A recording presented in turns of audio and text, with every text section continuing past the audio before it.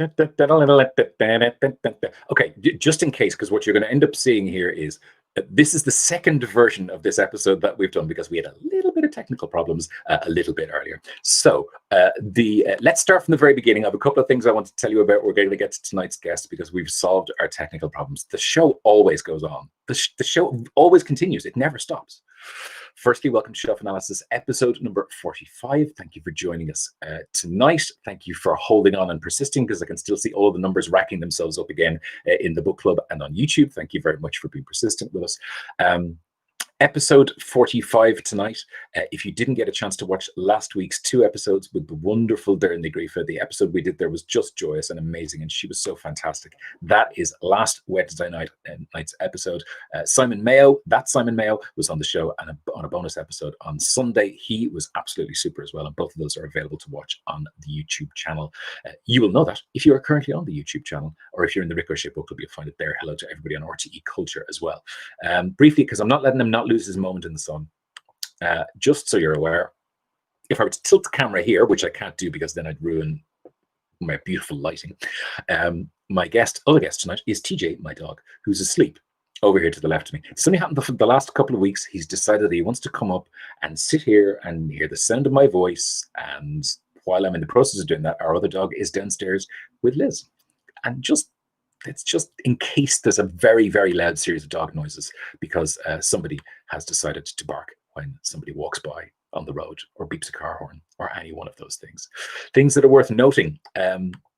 Really briefly, let me tell you about the International Dublin Literary Award 2020. Those are the short list of books. I'm currently reading Drive Your Plough Over the Bones of the Dead. This year, it's quite an unusual ceremony. I was very thrilled to be presenting it. Last year, it was my first time doing it. This year, of course, it won't be in a big room full of people who all love books. Instead, it will be an online ceremony. However, it is all bells and whistles. It's going to be coming from the Gravity Bar in the Guinness Storehouse in Dublin. You'll be able to watch. It's being broadcast on the morning of the 22nd of this month. That's October 22nd at 11 a.m. It's part of ILF Dublin this year for the first time. So if you fancy getting to watch the ceremony, you can do. All you got to do is go to the ILF Dublin website, register your interest there. The tickets are all free. And sure, what else would you be doing at 11 o'clock on a... So Wednesday or Thursday? It's a Wednesday. The 22nd is a, hang on, let me look that up. My laptop will tell me, right? Thursday. It's a Thursday morning, but you knew that already. Now, briefly, again, just before we get to tonight's guest, it is the return of the book show this coming Sunday night on RTE Radio 1. We have a series running all the way up to Christmas.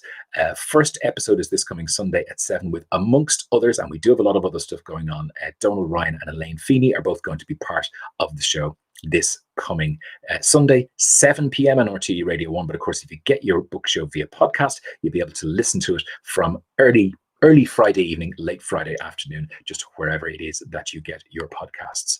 Now, I'm going to shut up. I'm going to press this button. I'm going to do this first. Hang on, let me get that right. This goes here. This goes here. And then I say hello, 3, 2, 1, to Emilie Pine. Emilie Pine, how are you? Hang on. Well, no, I got to press my own mute button. It's not your fault. Now, better. Yes. Hi. Fantastic. Okay.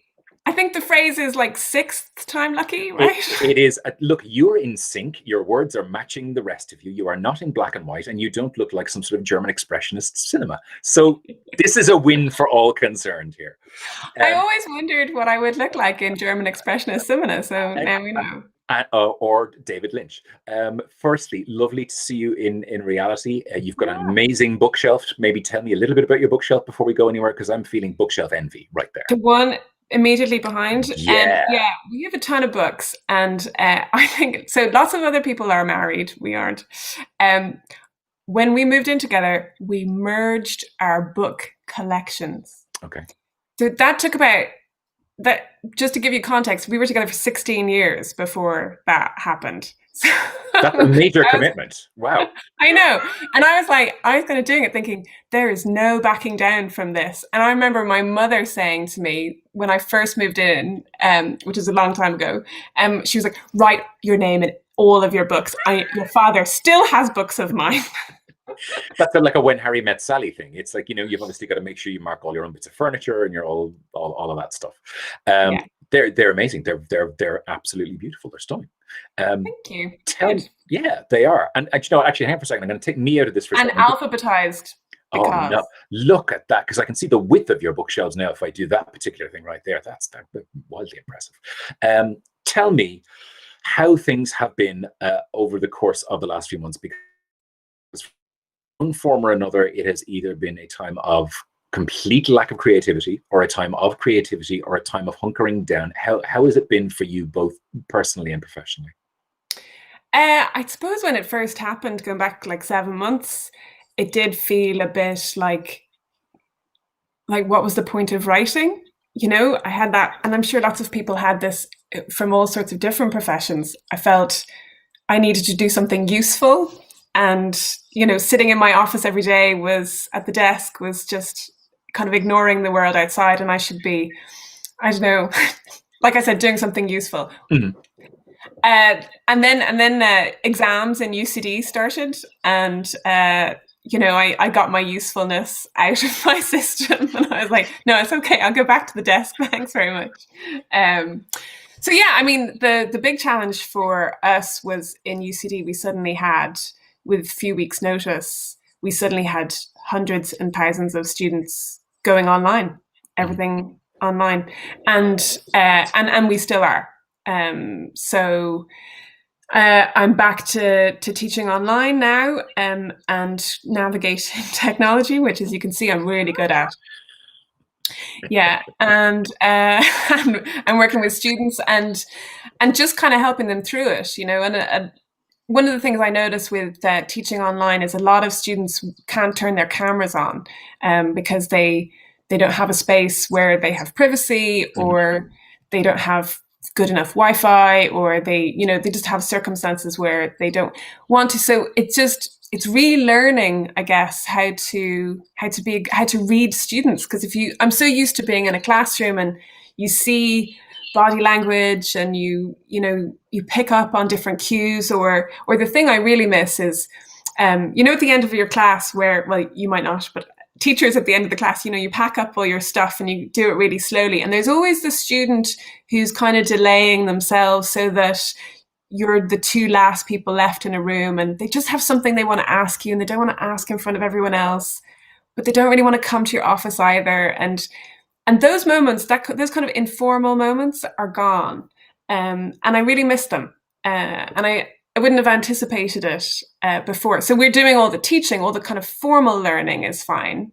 They're going to getting their education, but they don't have. And lots of students have said this.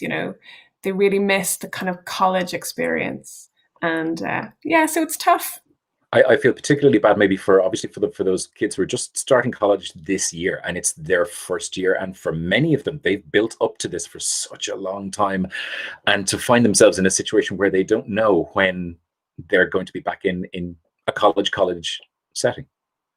Yeah, I mean, for most of those students, college will just be a really exciting place to go to, and a new part of their life. And I always joke, always laugh. I remember one student who was really good at the beginning in first year, and would kind of sit in the front of the class and had all the answers, and then slowly over the course of 3 years, by the end of it, was kind of like just very definitely cool, and sitting in the back of the class, and kind of hanging with his mates and stuff. And I thought that trajectory there is as important as the things that you learned in the books that we studied. Don't tell anyone I said that, but I never made that transition. I was never that cool. Before, no, it was this is why I admired him. Before I start to talk to you about the books that you've chosen for us tonight, maybe briefly talk to us a little bit. I know it has now been a while since Notes to Self, but maybe just talk to us a little bit about that, because okay, everybody I know has read Notes to Self, but maybe not everybody necessarily has. How do you look back on it and feel about it now that it has been out in the world for as long as it has been, and now that it's become the thing that it's become? Oh, there it is. How do I feel about it? Amazed. I mean, it changed my life. Writing it, just to start writing, if it had never been published, to write my story would have changed my life, because it just allows you to reflect on the page and on who you are. And for me, the big thing was to get to decide what the story was, that I would, be like, this is the narrative as I want to tell it. And then obviously people were so unbelievably generous when it was published. Tramp Press are an incredible publisher. To work with them was such a privilege, and they really shepherded me through it, because I think they knew that I had no idea what I was getting into. Because there was that funny moment about a month before the book came out where I asked if I could change something in it, like some kind of typo or something. And they said, no, it's at the printers, Emily. And I think Lisa was quite pleased because I was constantly changing things. And she's like, no, you can't touch it.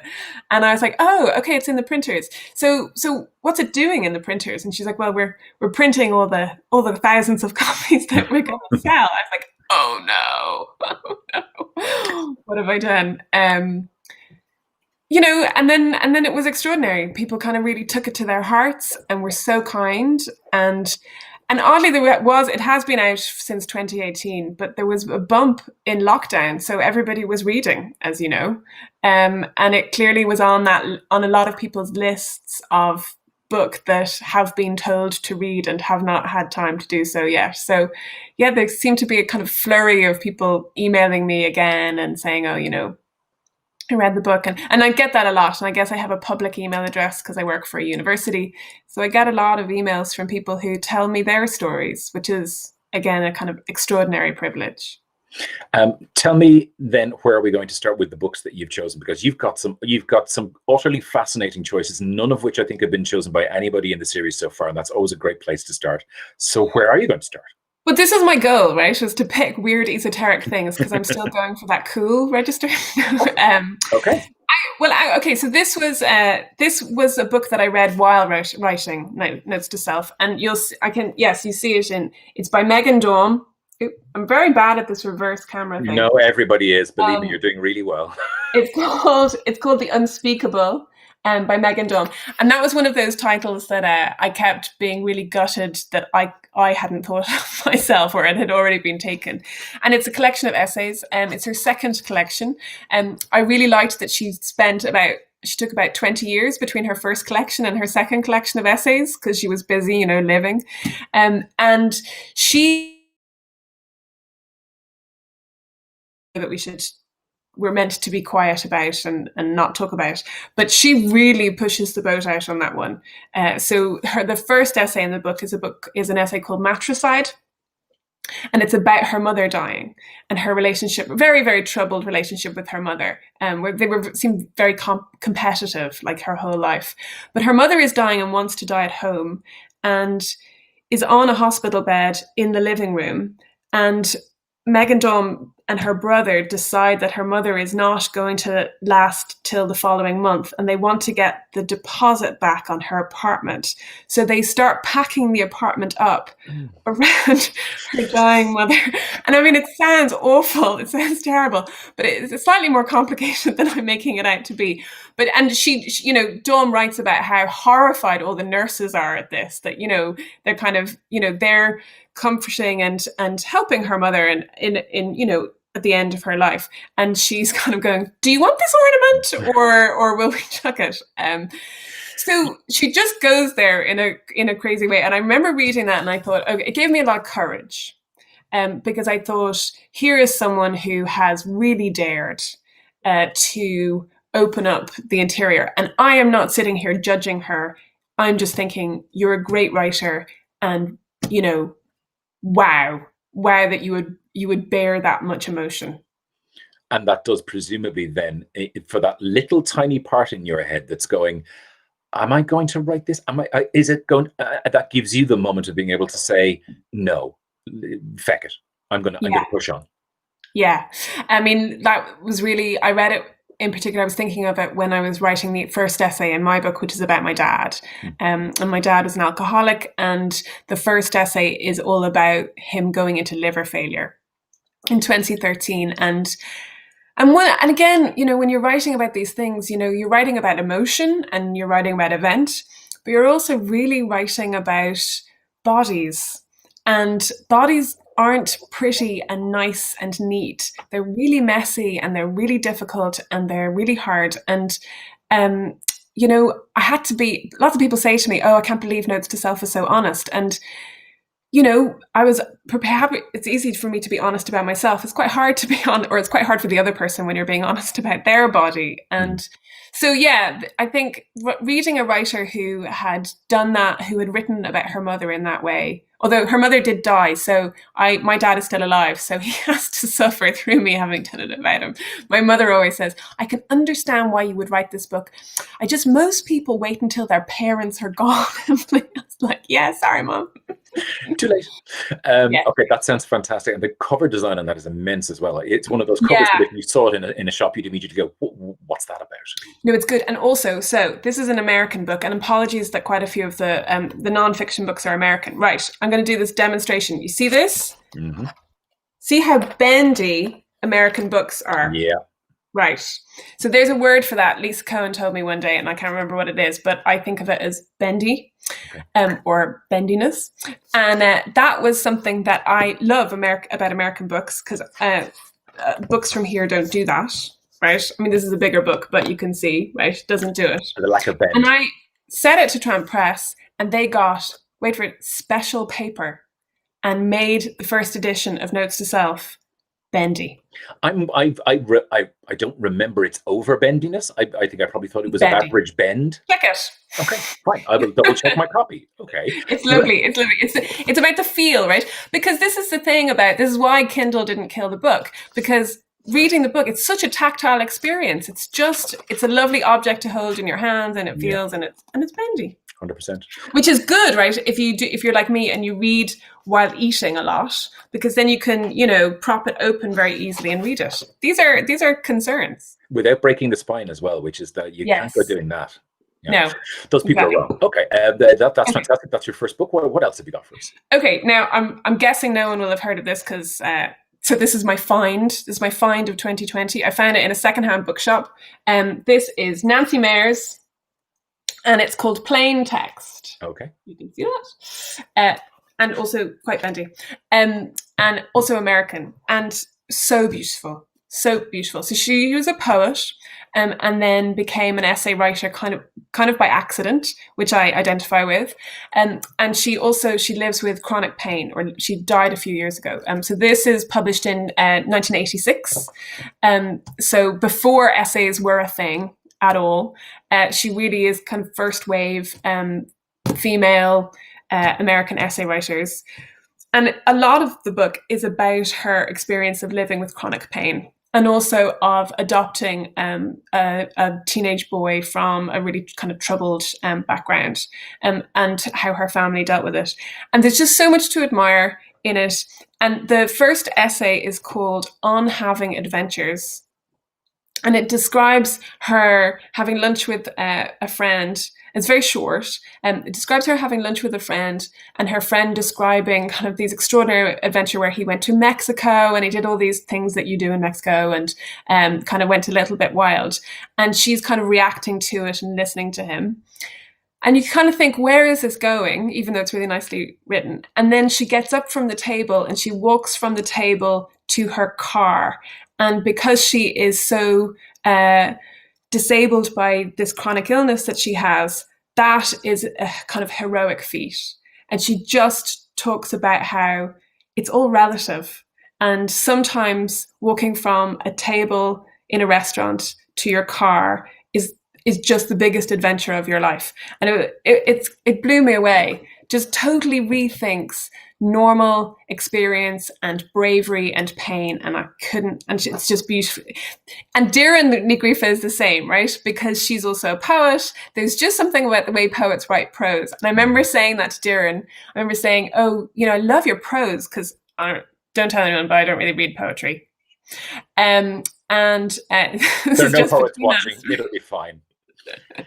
And Doireann said, nobody knows my prose because, I'm a poet, because this is a couple of years ago, and I bumped into her at a kind of festival, and she'd written one essay at that point. And I said, no, your prose is really good. And so I take credit for noticing that. But I do think that there is something about, and Nancy Mayer's is a really, really good example of someone who, it's just something about the quality of the sentence. And that's not very articulate, but It's what I beautiful. what I love about this program, amongst many many other things, is that in comments below, Sarah Davis Goff says the word for the American floppiness is yapping. Thank you, Sarah. See, she's always watching. She's here, and she's for those of you who don't know, that is Sarah Davis Goff from Tramp Press. I'm going to go with, actually, my wife says. Oh, look, I see. There's a YouTube user who says the word for you and Lisa is awesome. I'm gonna like. I'm allegedly told my copy of Notes to Self is somewhere on the shelf beside me. However, it could take me about 20 minutes to find exactly where it is, so I can demonstrate the yapping or yappiness. Is that a? That's my no. My dog says yappiness. Okay, what else have you got for us? Okay, right. Hard to Love by Briallen Hopper. So again, another book that I hadn't heard of on this side of the Atlantic. She has contributed to, like, I think The Atlantic and stuff. You know, there's American kind of nonfiction magazines. The book is really interesting, and it's really interesting to read at the moment because Hopper really takes issue with the American dream of independence, as in each person stands by themselves, and she's like. And she has this kind of toxic relationship with this guy who's like, you know, we're all individuals, and, you know, don't lean on me and I won't lean on you, and yeah, a bit toxic. Republican. Yeah, and he was, you know, doing his thesis on someone annoying, and they met while being PhD students. And you know, one of those men who went out in the wilderness by himself, whatever. So Briallen Hopper, Briallen, like we're friends. She writes Hard to Love, which is about her inability to stay in a relationship, but actually is really about, again, it's a collection of essays, is really about how we need each other and how we lean on each other, and how she completely rejects this idea of us being solitary creatures. And she writes incredible essays, including one about Cheers, which I never thought that I would get emotional. You know, the TV show where I do. I never thought I would get emotional reading about Cheers, but it's actually very moving. And I think also if you read it in the lockdown when none of the pubs are open and you can't hang out with your friends and, you know, in that kind of casual way, very, very moving. And she writes incredibly about a network of friendship. And how, so she comes from an evangelical Christian background, and she kind of is semi-estranged from her family in order to pursue the kind of career that she wants as a writer. And so she creates a second family out of friends instead, and it's really a beautiful thing. Especially one of her close friends goes through cancer, and they function as a family, as a community around her. And so she talks about, I mean, things like Cheers and other TV shows, and also I'm going to forget the name. I can't remember it now. I need a bigger clue. I need just anything, any information. That book that they made a movie out of, where the teenagers, and they both have cancer, and they go to Amsterdam and they go to the Anne Frank Museum, and someone will know it. That's not The Fault in Our Stars. The Fault in Our Stars. The Fault in Our Stars. So she has an essay about The Fault in Our Stars and what it means when your best friend is going through cancer and you read it. So it's this kind of literary reflection and also life reflection, and I couldn't admire it more. I'm thinking two things, one of which is, thank God I got that right. Secondly, all those books strike me as the sort of things you would find on one table in Strand Books in New York. They're exactly the sort of place you will find collections like that. Yeah, in fact, I found this one in a secondhand bookshop, but in a section which was called Nonfiction Essays by Women. And I was like, I am home. I have found my section. Yeah. Okay. Before we go on to your next sections, there are comments. Sorry, I want to do a couple of these. S. Kelly says, I sat and read Notes to Self in one sitting while minding my sleeping newborn niece. I cried several times. It's such a powerful read, and I recognize my UCD experience in some of what you said.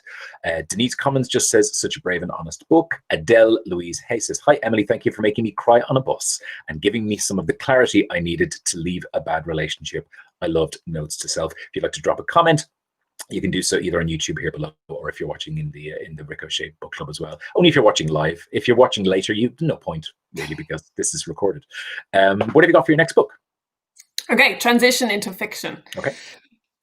So this is one of those books that you buy and then it's quite big, and so it sits on your shelf for a while, Mm-hmm. and then you open it and it kind of is like a little bit literary, and so you think, I'm a bit tired, I'll read that when I'm fresh and I have the energy for it and stuff. And then we went into a lockdown. So I have had this book and I have moved it from house to house. I've had it for years. I've had it since about 2005 because I bought it after reading. So sorry, this is a big build-up, really, isn't it? It better be worth it. Shirley Hazard, a novel called The Transit of Venus. Okay. And it's from 1983 or thereabouts, I think. And I bought it straight after reading her The Great Fire, which was out in 2004, 2005, and I loved it. And I can date it because when I opened it, I don't know, does anybody else do this? Like shove bits of paper into books to 100%. So this is a wedding invitation from my friend from that year. So it dates it perfectly. And I finally got around to reading it. Oh my goodness. It may be one of the best written novels I have ever read. And I won't lie, it is a tiny bit of work at first because there's a range of characters and it takes a little while maybe to fall in love with the characters, and then they kind of sweep you along. It is a love story, so that does help. I'm hoping that's only temporary. I'm hoping we had a moment there. We had a moment. Okay. Either you froze or I froze. One of our internets went, but you're back. It's fine. Let's just pretend nothing happened. Okay. Let's keep going really fast. That was great. No. That's fine. It has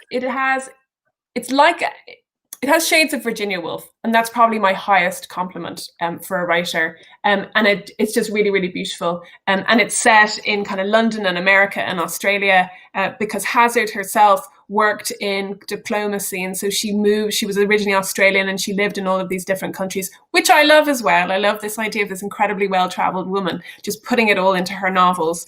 And like I say, it's a love story. And yeah, as a professor of English, I should really be able to articulate what I like about these books better. There's a voice in my head going, Emily, can you just stop saying it's really great? But this is the joy of live something, is that we all go back and go, what do you just did? I'm thinking about that book there, and I'm trying to think about the books that I have in this house that potentially have gone through maybe 3 or 4 moves. The thing is, you only hold on to the ones where you go, I am going to read that. It may be when I'm 60, but I am going to read the book eventually. I'm sure I have a copy, I think, of T.E. Lawrence's The 7 Pillars of Wisdom somewhere in this house that I bought in a secondhand bookstore in 2000. And it's here somewhere. Next lockdown. That's the thing, is you know it's going to be great. And the thing with Transit of Venus was, remember how beautiful the weather was in kind of April and May and stuff. And I would sit in the garden reading it, and then I would ration myself. And I did that with the next book as well. Super. Because I needed to slow down, because I did not want it to end, because then it would be over and it would be gone from my life. So amazing. It's that kind of book. Okay, so my next book is a new book. And I'm a very slow reader. I never read new books. So it's a new book. Sarah Moss, Summer Water. Again, beautifully written. Former academic. So, turns out academics can write sometimes. Sometimes. And it's set over the course of a single day. It's set in Scotland. Moss is really, really interested in nature writing.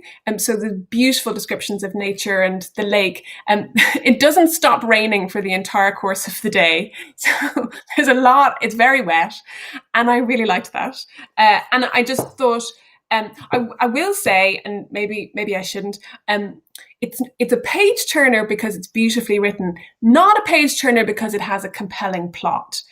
If, like me, you aren't having a plot or not having a plot is not a deal breaker, then I would say absolutely. It's just lovely. And she's got so many characters in it, and each of them has this distinctive voice. And I missed them, after their bit was over, and I was like, oh no, I want to know what happened to Justine. So yeah, really, and it's just out. And yes, actually it has a lovely feel as well. It has one of those covers. Maybe Sarah Davis Goff will know the name for this as well. The kind of slightly velvety, nice tactility from the cover. Yeah, it's got a like stippling is the wrong word, but it's got a feel to it.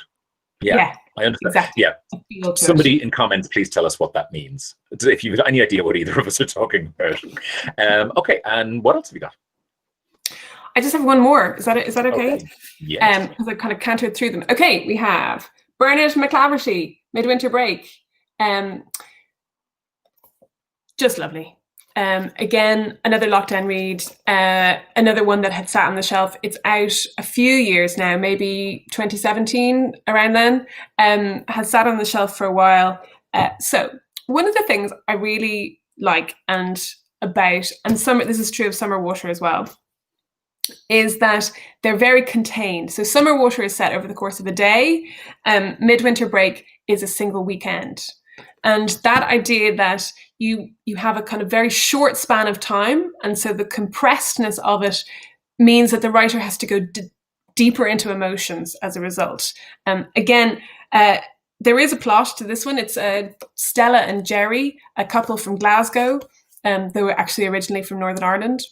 And they, which a lot of McClaverty's characters are like, do, kind of live overseas. It's been a long night for both of us. It's fine, really. I know. Over there. Everywhere feels overseas now, you know, it's just ludicrous. They go to Amsterdam for the weekend, and it's kind of a make or break. They've been married for a very long time.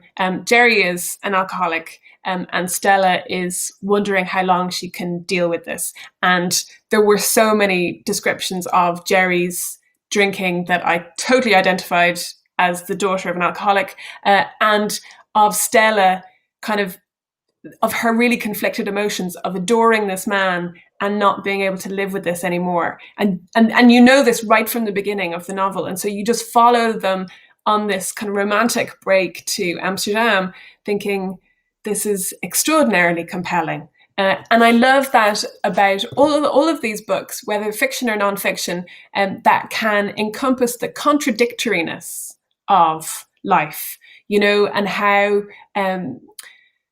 you can be laughing one minute and crying, you know, either side of that, and you can love someone and also deeply resent them and need them to get away from you right now, and that kind of is extraordinary. And again, you know, a kind of, in a bizarre way, a kind of love story, because I'm, you know, basically a total softie in the end.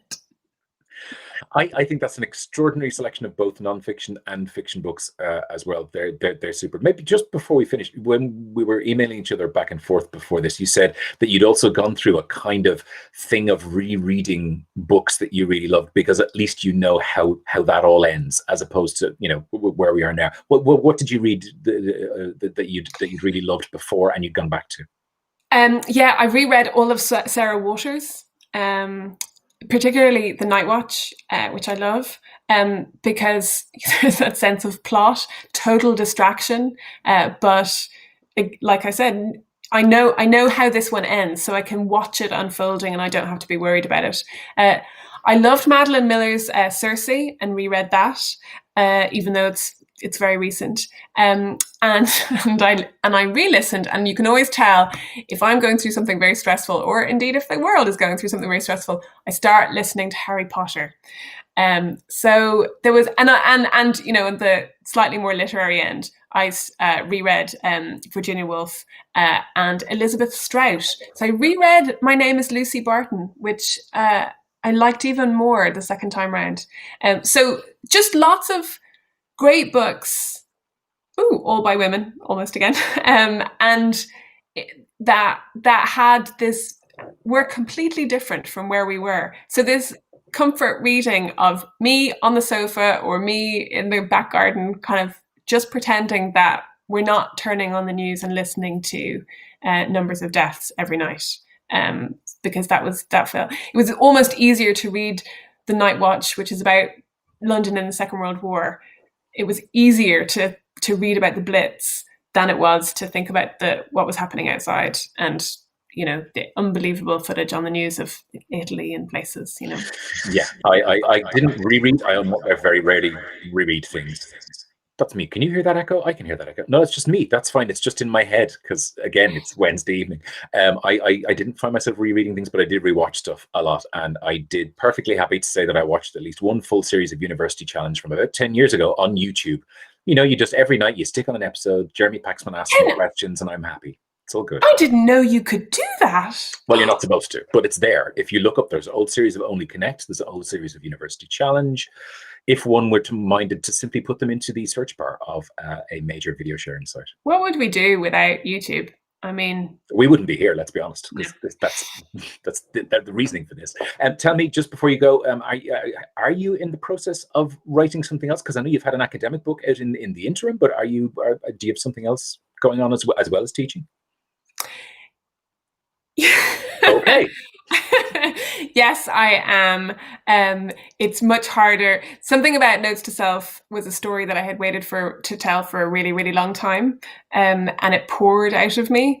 And the next book is just much harder. I was really lucky. I spent the last year, and obviously it changed dramatically in March, but I spent the last year as writer in residence at the National Maternity Hospital in Holles Street, which I found much more challenging than I thought. I thought that I would go in and be professional and, look at me, I'm a writer. And I found that being a writer part really difficult, as opposed to I'm used to being an academic. I know you're kind of looking at me like I'm saying something odd, but I kept bumping into people at events. So I bumped into a poet and a playwright, and they said, how's it going being a writer in residence? I said, I can feel completely lost. And they would say, that's great. And I would think, that is not great. It's terrible. I hate being lost. No, the look that you're getting from me is I'm always fascinated about the idea of writers in residence, because obviously the universities have them. They do happen in other locations. But I know that, Gatwick Airport has one. And I didn't know that the National Maternity Hospital had one as well. Just now that I have you, now that I can ask, what does that involve then on a kind of week to week or month to month basis, being writer in residence somewhere like that? So at first it meant kind of going in to the hospital, and I would kind of go in and I had a desk, and I would sit there and I would look out the window and think writerly thoughts. And I tried to meet as many people as I could. And in particular, because, it's a weird time. I don't want to go up to patients who are breathing heavily, hi, I'm Emilie, want to have a chat?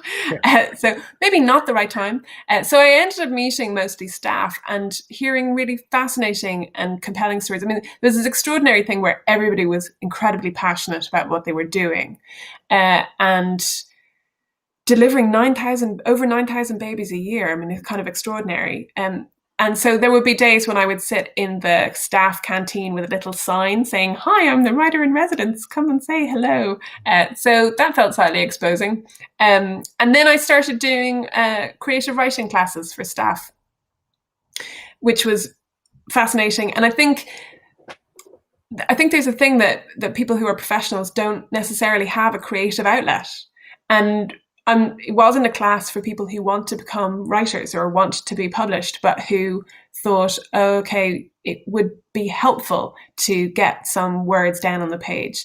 And so what I've done recently, and kind of paused now because I'm back at UCD, but I hope to continue working with them, is to think about how staff might be enabled to write about their experience of the pandemic.